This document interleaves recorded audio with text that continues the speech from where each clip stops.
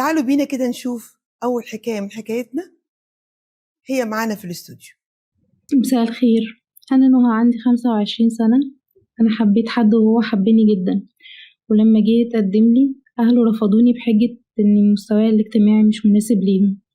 هو ما كانش عنده إمكانيات إننا نتم الجوازة بدون مساعدة أهله وكده، بس حاول معاهم كتير وهم برضو رافضين. قال لي حقك عليا، أنا مش هقدر أكمل. فبالتالي سيبنا بعض، قعدنا سنة ما بنتكلمش. ولا أنا عارفة أنساه ولا هو عارف ينساني، بس غصب عننا بنرجع تاني وبنرجع نتكلم. أنا عارفة إنه حب من غير أمل، بس مش عارفة أعمل إيه، فمحتاجة رأي حضرتك. هو بس إيه اللي خلاه من غير أمل؟ هو السؤال بس المهم، أنا عارفة إنك عندك 25 سنة، بس هو كمان عنده 25 سنة قدك بقى ولا إيه؟ لو هو أكبر منك هبتدي أشوف القصة بطريقة مختلفة، إن هو برضو عارف هو عايز إيه. الحب مفيش حاجة بتقف قدامه.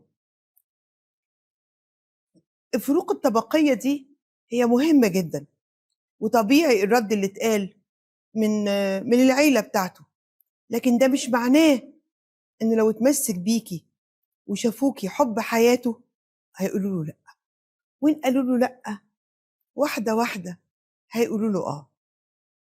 ما تسيبوش حبكم، لو انتم متأكدين من الحب ده ما تسيبوش حبكم، بس اوعي لما تتجوزوا تبقي شايلة منهم وتعامليهم معاملة مش حلوة عشان انتي فاكرة هم قالوا ايه عليكي.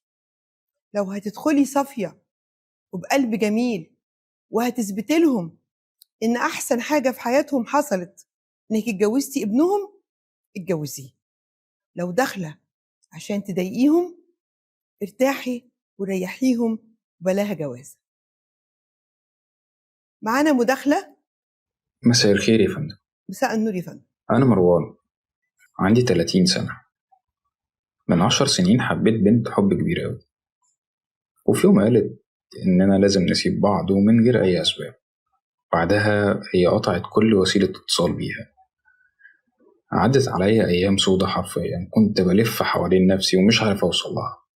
عرفت بعدها إن أخوها اتحبس وإنها اضطرت تبعد عني عشان أنا وظيفتي حساسة وما ينفعش ارتبط بواحدة أخوها مسجون. بصراحة هي عندها حق، بس أنا مش قادر خالص أنساها. حاولت ارتبط بعدها ودخلت في كذا علاقة، لكن لقيت نفسي بدور عليها في كل واحدة بعرفها.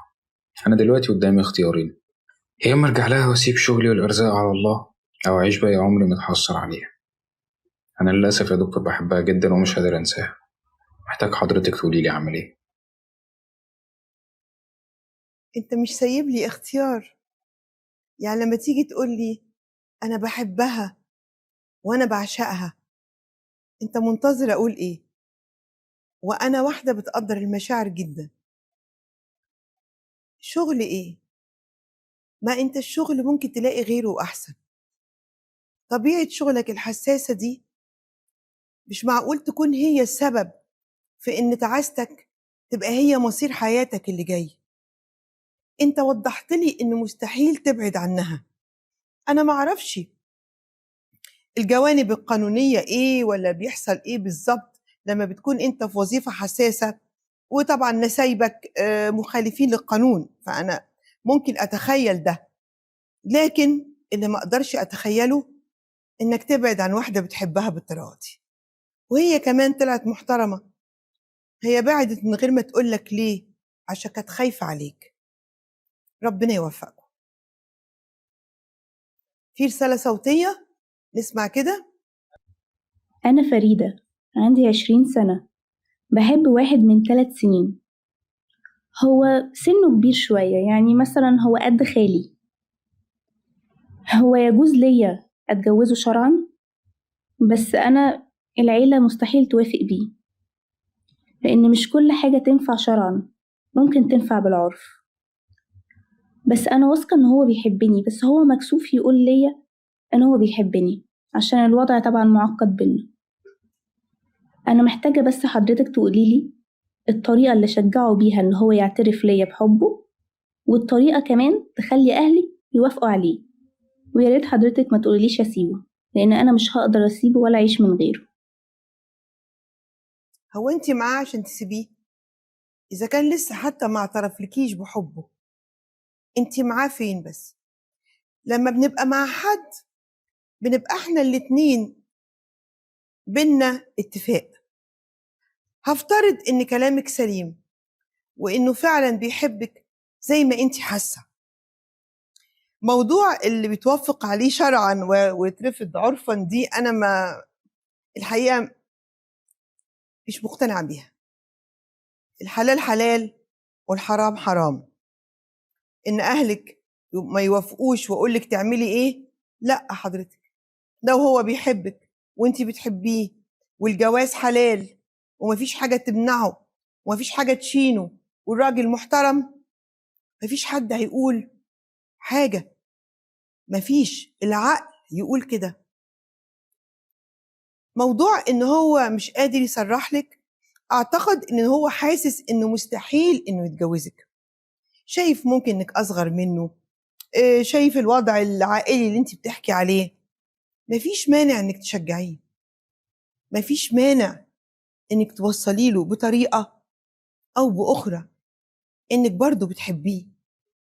بس وضبي نفسك على حاجة، ان ممكن تكوني بتحلمي ويكون العشم هو اللي مسيطر عليكي ومخليكي متأكدة انه بيحبك. حطي احتمال صغير قوي ان هو يكون مش بيحبك. بيحبك بس مش الحب اللي انتي بتحبهوله، عشان لو ده حصل ما تنكسريش. وضحي له انك بتحبيه عشان ما تعيشيش ندمانة انك ما قلتلوش في يوم من الايام انك بتحبيه. معانا رسالة صوتية. أنا رامي، عندي 40 سنة. مشكلتي غريبة شويتين وياريت تتاخد بجدية. أنا راجل مستريح ماديا من عيلة أرستقراطية ومراتي من نفس مستواي. هي ست كويسة بس أنا اتجوزتها جواز تقليدي والحقيقة ما عرفتش أحبها. إحنا عندنا شغالة أجنبية في البيت وغصب عني حبيتها، وقبل ما بس ما تتهميني إني خاين وبتاع شغالات والجو دوت أحب أقولك إني بحبها في صمت ومن غير ما أحسسها بحاجة. طبعا عشان اعتبارات كتير حضرتك عارفاها أنا رحت الدكتور نفسي وحاول معايا على مدار شهور وقال لي إني لازم أمشيها. اليوم اللي قررت أمشيها فيه عملت حادثة بالعربية ورجلي اتكسرت وهي اللي كانت بتخدمني في فترة مرضي، واللي حصل ده خلاني أقعد معاها وقت أطول وأتعلق بيها أكتر. إيه رأيك أتجوزها في السر ولا أعمل إيه؟ لا، للأسف لا. موضوع الجواز التقليدي ده احنا ليه بنتكلم عليه كأنه آفة أو عيب في الجواز أو حاجة مستحيلة؟ طب ما هو جواز تقليدي وناجح. كلمة بحبها دي يعني العشرة حب والعيشة حب والأيام الطويلة حب. انت كل الموضوع ان بقالك فترة طويلة انت متجوز. بيجيلكم برضو الرجالة بيجيلهم سن يأس، بيجيلك مرحلة بتبقى عايز تجدد شبابك فيها. الصدفة جت ان البنت الخواجاية اللي عندكم دي، مش هقول لا بتاع شغالات ولا حاجة، هقول ان البنت اللي عندكم اللي بتساعدكم دي يعني لقيتها لطيفة وبدأت تعيش في أحلام اليقظة. أحلام اليقظة هي اللي خلتك تشعر إنك بتحبها. أنا مش شايفة فيه أي داعي إنك لا تتجوزها في السر ولا إن الحب ده ياخد أكبر من حجمه معاك. أنا شايفة إنك أنت ومراتك بعاد عن بعض قوي. أنا رأيي إنك تقعد تتكلم مع مراتك وتقول لها لو معرفناش نرجع زي الأول ونقرب من بعض أنا ممكن أتجوز. أيوة، قول لها أنا ممكن أتجوز. ساعتها هي هتتحط في موقف لازم تشوف الصح تعمل إيه. والله إن فضلت زوجتك مش مهتمية بيك والشغالة مهتمية بيك أكتر زي كده وقت لما اتكسرت رجلك، خلاص هي اللي اختارت، وساعتها انت ما خنتش، انت بلغت انك عاوز تتجوز.